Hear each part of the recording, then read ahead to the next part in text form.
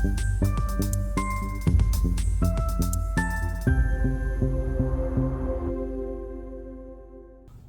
everybody, this is Dr. Khan. Just wanted to bring you the second part of the series. In this one, we're really going to go over what to eat. So healthy eating, what is that? Everybody tells you to do it. Nobody really knows what it's about, or actually I should say very few people. Here are a few suggestions that I have on how to eat healthier. So the first thing I would do is to imagine your dinner plate, that circle kind of dinner plate, and divide it in half. Half of that dinner plate should be vegetables. The other half should be then subdivided into two more parts. A fourth, so the other part should be meat, and then the other part should be carbs, or protein and carbs if you don't eat meat. That is almost non-existent. It's almost like an endangered species in the United States. Everybody has tons of meat and carbs. That's how I grew up. Tons of meat and carbs, and very little, if any, vegetables. So that's the first thing that I can advise you to reversing, bad eating habits. So healthy choices is another category.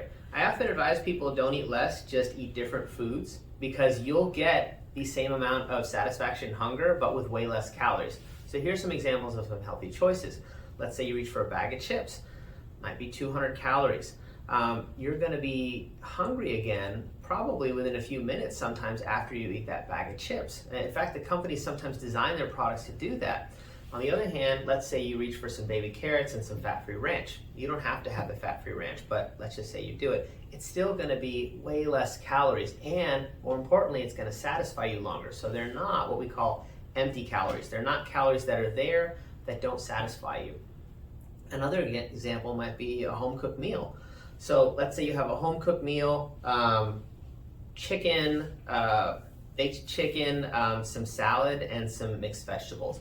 It's going to be hopefully delicious, and it's going to satisfy you for hours afterwards. As opposed to fast food, fast food's definitely going to be delicious. It's designed to be that way.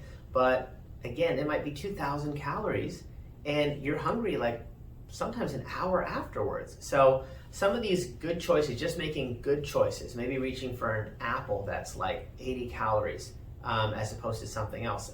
If you want something kind of sweet, and you want maybe a popsicle experience, some people even freeze fruit. You can freeze strawberries, you can freeze bananas and make it into kind of like a smoothie. You're eating just a banana. It tastes kind of like ice cream. So there's all these different types of tricks, but the point is making healthier food choices as opposed to bad food choices. You'll be satisfied in terms of you're hungry, but with way less calories. The last tip I can give you, I call it flipping the triangle. So if you imagine most people have a small breakfast or no breakfast at all, a moderate lunch, and then a big dinner. It kind of looks like a triangle in terms of the space that it takes up, right? You really want the exact opposite. You want a big, big breakfast, and you want a moderate lunch, and you want a really, really small dinner. The reason is it gives you an opportunity to burn those calories throughout the day. That's not always easily done.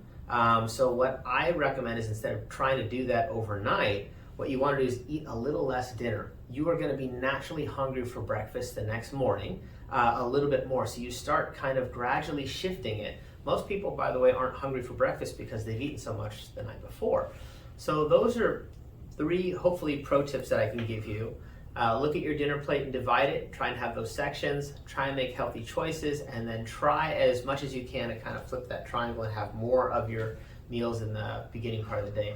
I hope this helps. I'll see you next time.